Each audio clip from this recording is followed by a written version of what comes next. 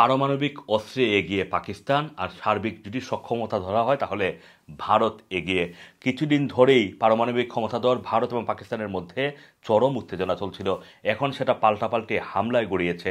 গতকাল মঙ্গলবার মধ্যরাতের পর পাকিস্তানের 6 শহরে একযোগে ক্ষেপণাস্ত্র হামলা চালিয়েছে ভারত।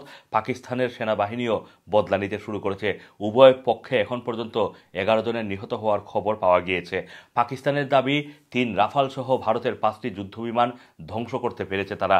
এই পরিস্থিতিতে ভারত পাকিস্তানের সামরিক সক্ষমতার বিষয়টি নিয়ে আলোচনা চলছে। চলুন জেনে নেওয়া যাক এ সম্পর্কে কিছু তথ্য।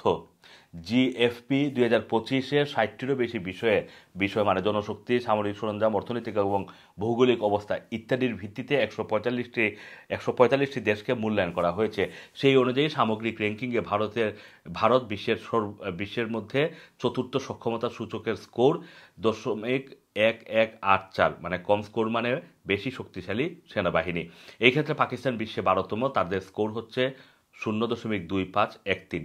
র্যাঙ্কিংয়ে ভারতের এই অবস্থান দেশটির বড় জনসংখ্যা, বৃহত্তর প্রতিরক্ষা বাজেট এবং বিস্তৃত পরিসরে সামরিক সম্পদের প্রতিফলন।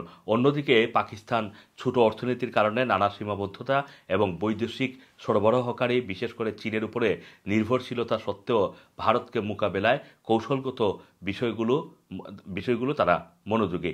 ফলে নির্দিষ্ট খাতগুলোই প্রতিযোগিতামূলক অবস্থানে রয়েছে দেশটি। সামরিক বেসামরিক জনশক্তি প্রচলিত যুদ্ধে জনবল গুরুত্বপূর্ণ একটি বিষয়। ভারত এবং পাকিস্তানের জন্য সেটা বিশেষ গুরুত্বপূর্ণ, কারণ বিশাল জনসংখ্যা এবং স্থলবাহিনীর উপরে উভয় দেশেরই নির্ভরতা রয়েছে। ভারতের জনসংখ্যা 140 কোটি, বিশ্বের দ্বিতীয় বৃহত্তম জনসংখ্যার দেশ তারা। সক্রিয় জনশক্তি হচ্ছে 66 কোটি 20 লাখ, সক্রিয় সেনা হচ্ছে 14,60,000, বিশ্বে এটাও দ্বিতীয়।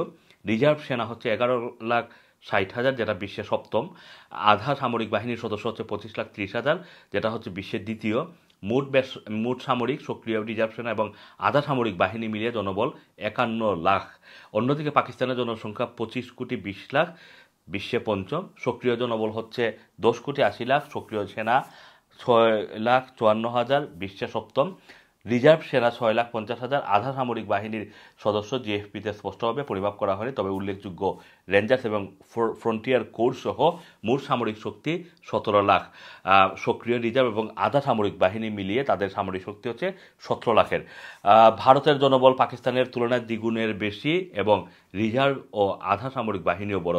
প্রতিরক্ষা বাজেট ভারতের জন্য অনেক বড় একটা বিষয়। 7,900 কোটি ডলার তারা পায় এবং সেটা হচ্ছে যুক্তরাষ্ট্র এবং চীনের পরেই তৃতীয় বাজেটের দিক থেকে।